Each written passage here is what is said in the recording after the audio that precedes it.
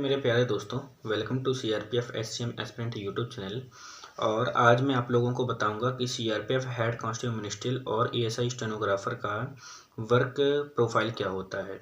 बहुत लोगों के मैसेज आ रहे थे कि सर वर्क प्रोफाइल के बारे में बताइए कि कहीं रिस्की वर्क तो नहीं होता है, कहीं रिस्की ड्यूटी तो नहीं करनी पड़ती है। तो ऐसा बिल्कुल नहीं है, आप लोग अपने दिमाग से निकाल दीजिए।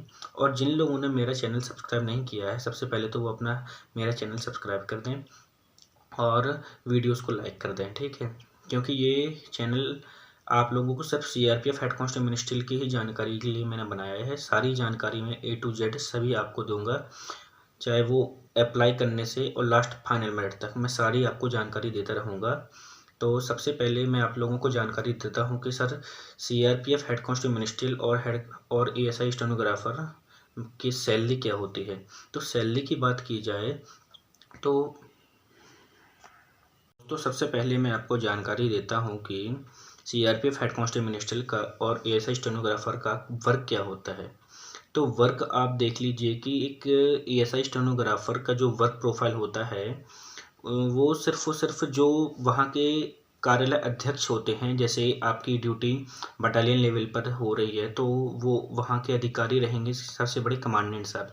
तो कमांडेंट साहब के पीए रहेंगे।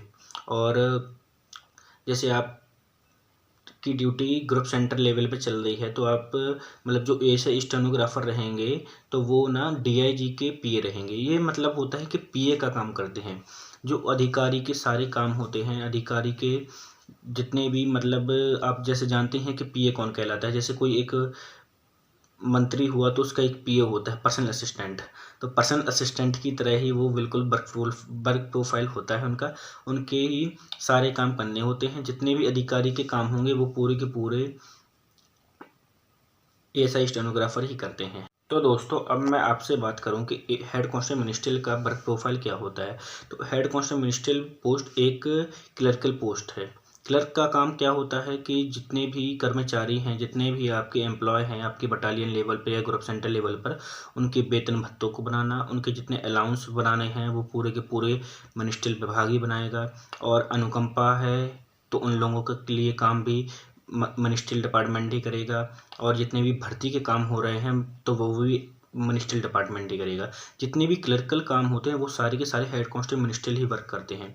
चाहे वो हर कर्मचारी की वेतन से बनाने के हो, उनके भत्ते बनाने हो, कितना उनको सैलरी देना है, कितनी उनको छुट्टी जाना है, तो इन सभी की देखा रेखी पूरा का पूरा काम हेड कांस्टेबल मिनिस्ट्रियल लोग ही करते हैं। ये हेड कांस्टेबल मिनिस्ट्रियल होते कौन हैं? जो क्लर्क का काम करते हैं, जो डिपार्टमेंट में सीपीआरओ ऑफिस में बैठे होते हैं, जो अधिकारी के जहाँ पर अधिकारी बैठते हैं, जैसे बटालियन लेवल पर जहाँ पर कमांडेंट साहब, डिप्टी कमांडेंट साहब और जितने भी टॉयसी साहब बैठे रहेंगे तो उनके अंडर में काम करते हैं, उन्हीं का मिनिस्ट्रियल विभाग में काम करते हैं। उनको हेड कांस्टेबल मिनिस्ट्रियल बोलते हैं। एचसीएम से ऊपर भी कुछ पद होते हैं। जैसे एचसीएम से आप एएसआई मिनिस्ट्रियल बन सकते हैं, एएसआई मिनिस्ट्रियल से एसआई मिनिस्ट्रियल, एसआई मिनिस्ट्रियल के बाद हेड क्लर्क, जो 3 स्टार जहाँ पर कंधे पे लग जाती हैं तो उनको हेड क्लर्क बोला जाता है मिनिस्ट्रियल विभाग में। और उनसे ऊपर होते हैं एसी मिनिस्ट्रियल, एसी मिनिस्ट्रियल से ऊपर होते हैं डीसी मिनिस्ट्रियल। सीआरपीएफ में मिनिस्ट्रियल का सबसे बड़ा पद डीसी मिनिस्ट्रियल ही होता है, उसके ऊपर मिनिस्ट्रियल पद नहीं जाते हैं, इतने में तो रिटायर्ड ही हो जाता है कर्मचारी। और उनका आप मैंने वर्क प्रोफाइल तो बता ही दिया है कि सभी के वेतन भत्ते बनाना और नियुक्तियां करवाना और अपॉइंटमेंट जारी करना। और जैसे आप लोगों के जितने भी कॉल लेटर जारी होते तो वो भी मिनिस्ट्रियल डिपार्टमेंट ही बनाता है। जैसे आप एक टेस्ट निकालेंगे तो सेकंड टेस्ट के लिए आप जाएंगे तो वहाँ पर भी मिनिस्ट्रियल विभाग ही ज़्यादातर काम करेगा। तो मिनिस्ट्रियल विभाग का काम ही ये होता है कि जितने भी डिपार्टमेंटली काम हो, जितने भी क्लर्कल काम हो, जितने भी मतलब वहाँ पर कल्याण के लिए काम किए जा रहे हैं, जितने भी सीआरपीएफ के अधिकारियों के नीचे काम करने, वो पूरा मिनिस्ट्रियल डिपार्टमेंट ही काम करता है। दोस्तों अब मैं आपको बताऊंगा कि हेड कांस्टेबल मिनिस्ट्रियल और एएसआई स्टेनोग्राफर का वर्क आवर कितना होता है, कितने बजे से कितने बजे तक वो काम करते हैं। तो मिनिस्ट्रियल की तो मौज ही रहती है। वैसे मैं ऐसे ऊपर बोल रहा हूँ कि मौज तो नहीं रहती, काम तो सभी डिपार्टमेंट करते हैं। ऐसा नहीं रहता है कि मिनिस्ट्रियल डिपार्टमेंट काम नहीं करता है। सुबह से अगर वो ऑफिस चला जाता है तो काम तो करना ही पड़ता है, लेकिन क्या है कि उनकी नाइट ड्यूटी नहीं लगती है और वो अपनी फैमिली के साथ रह सकते हैं और टाइम स्पेंड कर सकते हैं। और सबसे बड़ी बात है कि उनकी कोई भी बंदूक लेकर आपको यहाँ पर मोर्चे में जाना है, वहाँ पर मोर्चे में जाना है, ऐसा कोई ड्यूटी नहीं होता है।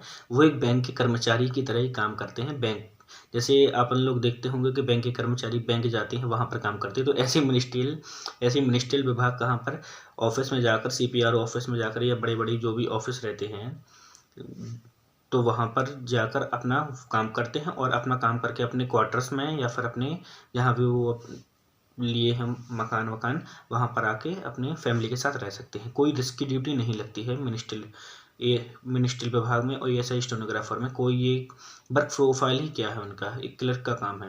अब वर्क आवर बताऊं मैं कि वर्क आवर क्या होता है, कि कितने बजे से कितने बजे तक ड्यूटी होती है। तो आप जानिए कि 9:30 बजे आप लोगों को हर हालत में ऑफिस में पहुंच जाना है, वहाँ पर एंट्री कर देनी है और उसके बाद फिर आप लोगों को 1 बजे तक वहाँ पर काम करना है। 1 बजे तक आप जैसे ऑफिस में जितना भी ऑफिस का वर्क रहता है तो वो आप करेंगे। 1 बजे के बाद आपका लंच हो जाता है। कहीं कहीं पर 1 घंटे का लंच होता है तो कहीं कहीं पर 2 घंटे का भी लंच होता है, क्योंकि वर्क के ऊपर काम होता है कि जैसे बटालियन लेवल पर थोड़ा काम कम होता है और ग्रुप सेंटर लेवल और IG सेक्टर लेवल पर और DG ऑफिस तक लेवल पर बहुत ज़्यादा काम होता है, तो वहाँ पर ज़्यादा लंच ब्रेक नहीं होता है। लेकिन बटालियन लेवल और कुछ ग्रुप सेंटर में भी थोड़ा काम कम होता है तो 2 घंटे का भी लंच ब्रेक हो जाता है।